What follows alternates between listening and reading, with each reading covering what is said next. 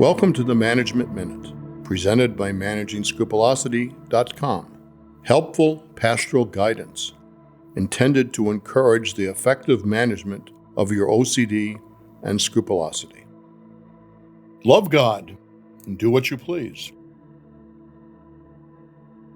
One of the pithy statements, the kind that you can put on a banner and hang in church, that's attributed to St. Alphonsus Liguori, is, "Love God and do what you please."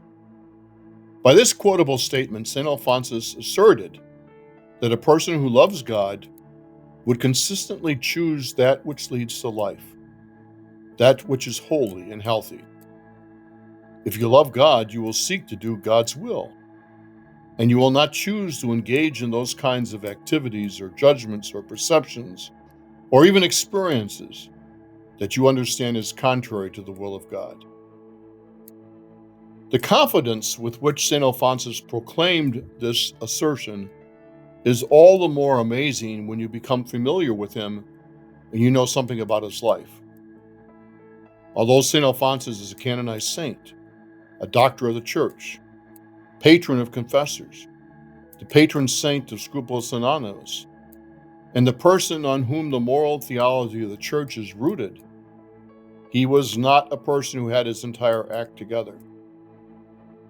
This may come as a surprise to some people who expect that all saints are perfect people. When you reflect on the life of St. Alphonsus, you soon realize that he was a man of great passion and great desire. You come to an appreciation that his energy was fueled by a conviction that the redemption offered by Jesus was intended for all people, especially the poor and those who are often ignored and marginalized. Finally, somewhere in the reading and the reflection on his life, I also believe that you can celebrate his pivotal insight.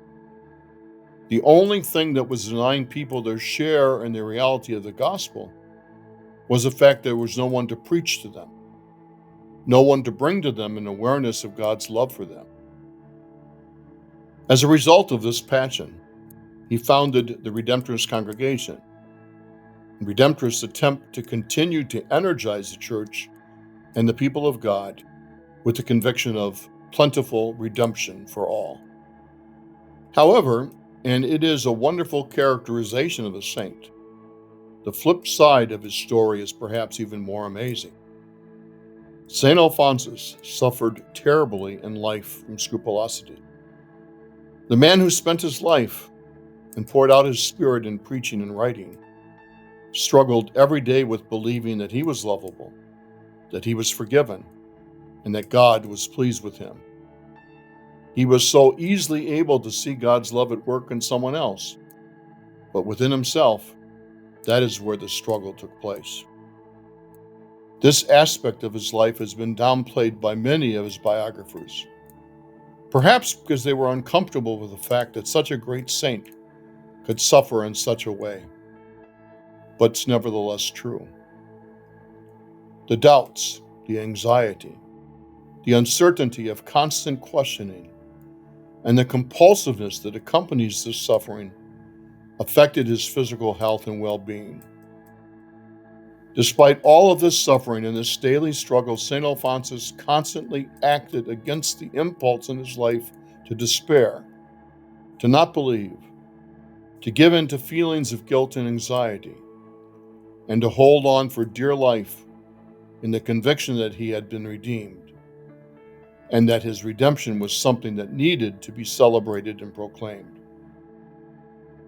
Perhaps this is one of the reasons why he was so effective in his moral theology and teaching, and why he recognized error and false teaching so quickly. He immediately identified with the untruth that was being preached, and was determined to offer an effective remedy to combat it. Sensitivity, after all, can be a great gift when it is understood and appreciated as a gift, and not as something that needs to be overcome or disciplined.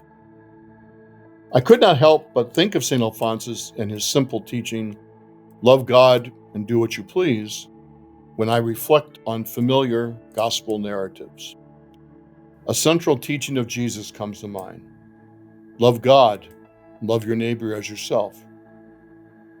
It seems to me that in order to love God with your whole heart and soul, and also to love your neighbor, you must love yourself. If you do not love yourself, and if you do not believe that you are in fact lovable, then that which you offer to God and your neighbor will be incomplete, conflicted, marked with your own self-doubt and questioning, your own anxieties and insecurities. Perhaps this is another place where St. Alphonsus can help us, and where he can point the way that will lead us to a conviction that we are loved. Perhaps this is where it is a good thing to realize that saints are not perfect, and that struggling to come to an acceptance of who we are, how we are loved, and how we are nevertheless formed in the kingdom of God becomes all the more important and essential. If you wish to learn more about this topic, please refer to the citation that we have provided. Please visit YouTube at Catholic OCD for a variety of video presentations on important topics. If you wish to support this ministry, please visit the funding platform at patreon.com, also at Catholic OCD.